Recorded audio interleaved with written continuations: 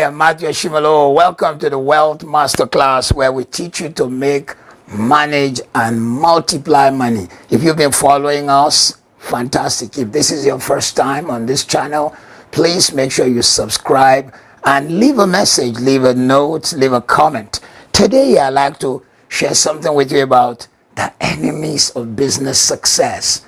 If you don't have a business, I really do encourage you to do. If you've been listening to the Wealth Masterclass, you will know that we are one platform where we challenge you that you need to have your own streams of income. You see, the difference between you having your own business and not having is that if you have a business, you deploy. If you don't have a business, you get employed. So between deployment and employment, you make a choice. You deploy your gifting and make platforms happen when you have your own business. You get to be employed when you don't have your own business. But what makes businesses to fail? Why are businesses having challenges? The biggest of all the enemies of business is, number one, continuing to judge yourself by the success of last year. And you see, if your business is not scaling, then there is a challenge. You've got to understand that if you use last year's success to judge this year's opportunities and success, then you've missed it. Really, success should be such that it continues to rise. And many have allowed their income of last year, their success of the previous year, the level of their groundbreaking to be the parameter of their achievement.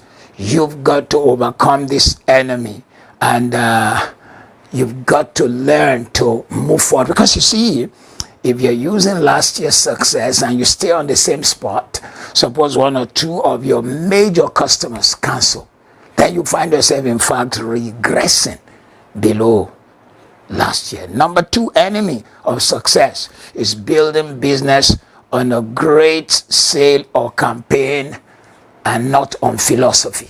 What is the philosophy behind your business? What is the why? You must have a why for your business. If you don't have a why, if you just build your business on a great sale, a great marketing, you were on YouTube, on Facebook, on TV, newspaper, and great sale came, it will just be for the moment. But when you have a philosophy, and the philosophy must be informed by the question why, which means, what are you solving as a problem? Why does your business exist? So if you are a business which produces tissue papers, why is your own tissue paper different? You have to know the why. You have to have a philosophy. A business without a philosophy is likely to be out of business, disappear totally, because it had no philosophy, it had no purpose of existence, and it did not stick to that purpose of existence. The third reason and the third enemy of success in your business is flattery. When people are telling you you're doing so well, there's no company like yours, and you are reading your own story. You see, people will tell you what they think you want to hear sometimes. That's why you got to learn to also read what your critics are saying. If your critics are saying something is not right, you need to go fix it. If you don't fix it, you'll be out of business. And when I teach business principles, this applies in different areas. You need to ask questions, you need to turn around. I cannot forget my other responsibility is be a pastor. And I remember a church somewhere that lost 400 families in one go. The man who was in charge was humble enough to go to the church where they moved to say, please, the people who moved to you, what did they say we were doing wrong? And the guy said, sir, they complained about your children's church. That was just a park where kids were kept quiet or just to stay there until the parents were off. It wasn't a place where children were learning. So don't let people flatter you. The fifth reason why businesses fail, or the fifth enemy, is perfection. When you are trying to control everything and you didn't realize that, look, yours is to cast vision, others are to plug into your vision, because everything stands or falls to vision. Where there is no vision, the people perish. A business philosophy, idea, concept, and founding can come from you as the owner, but it should not stay with you. You should have to be able to pass the vision to others. Don't be the one who wants to perfect everything. You need to let others get to be part of it. Number 6 is not upgrading your philosophy. Remember we talked about that earlier? You need to have a reason, the why for your business. But as the business begins to expand, you need to upgrade your reason. Let us take people who've created great businesses. They found that they had a primary philosophy. Then they found that they could also meet other needs. They could do other things. And they began to move into those areas. Zuckerberg found that he could create a community where people met on Facebook. But then beyond that, he now, with his Facebook, bought WhatsApp and many other platforms, and they became part of his most major. So you need to upgrade your philosophy. You need to make better your company, or else if you stay in yesterday's philosophy, you will not be in tomorrow's business. The enemy of tomorrow is revision instead of vision. You need to realize staying in yesterday's philosophy can keep you from moving forward and doing good business. The next enemy of your business is comparison. When you are comparing yourself with others, instead of you staying in your lane, learn from others. It becomes your enemy. You can learn from them. You can see what they're doing. You can learn from your competition. Use what they do to challenge yourself to become better, and if possible to beat the competition.